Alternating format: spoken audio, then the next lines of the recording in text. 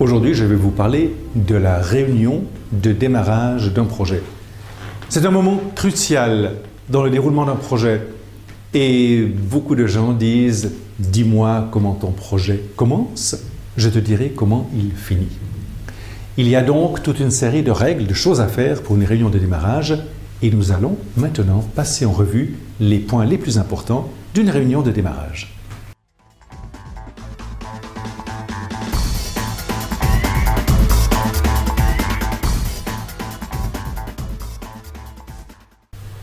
Alors, une réunion de démarrage, petit conseil, essayez de ne pas la faire dans les bureaux où les gens vont constamment courir, lire leurs mails, repartir, etc.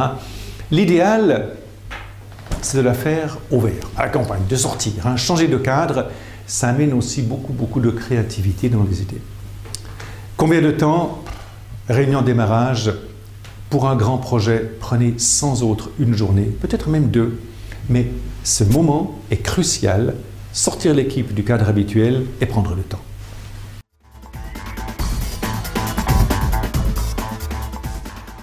Oui, bonne question, qui participe à cette réunion. En fait, on a souvent tendance à mettre dans la réunion de démarrage toutes les parties prenantes, toutes les personnes qui pourraient être intéressées par le projet et on arrive à une cacophonie majestueuse. En fait, la réunion de démarrage doit réunir les contributeurs, l'équipe, ceux qui vont faire le projet, car ce sont eux qu'il faut gagner pour faire le projet, il faut les motiver, il faut gagner leur cœur.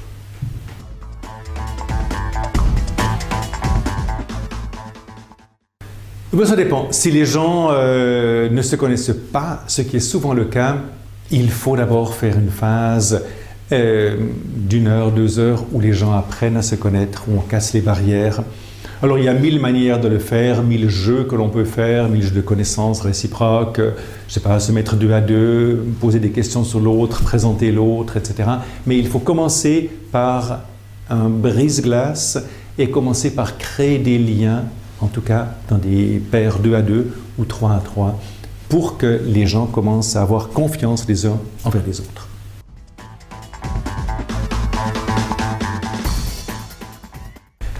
Alors pour les faire participer, il faut vraiment les faire travailler et il faut, n'est-ce pas, même si vous savez très bien ce que votre projet doit être, il faut qu'à la fin de la journée, les participants aient l'impression que ce sont eux qui ont contribué, que ce sont eux qui ont apporté les idées essentielles, que ce sont eux qui ont donné la forme définitive du projet.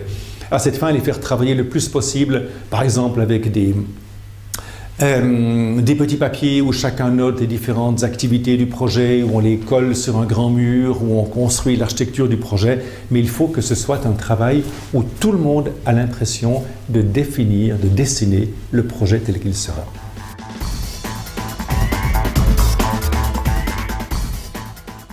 À la fin de la journée, ce qu'il faut avoir, alors plusieurs choses. Le livrable principal, c'est que l'équipe se connaissent et que les gens commencent à se faire confiance et que les gens commencent à voir qu'ils auront besoin des autres pour travailler.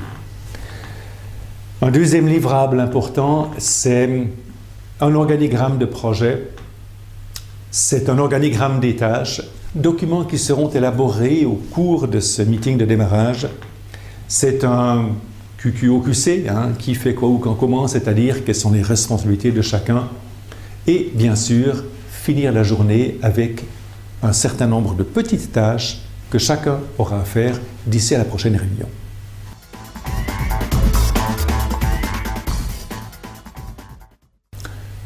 Alors la plus grande erreur à éviter, c'est le chef de projet qui a un ego surdimensionné et qui a préparé un exposé de 6 heures, où pendant 6 heures, il va abreuver d'informations les gens qui s'endorment petit à petit.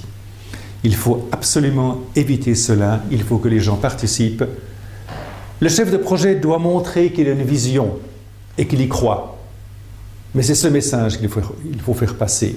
L'information, la faire passer par d'autres ou par travail d'équipe. L'erreur première, c'est vraiment de faire une communication de 1 à beaucoup au lieu de faire une communication au sein de l'équipe qui se crée.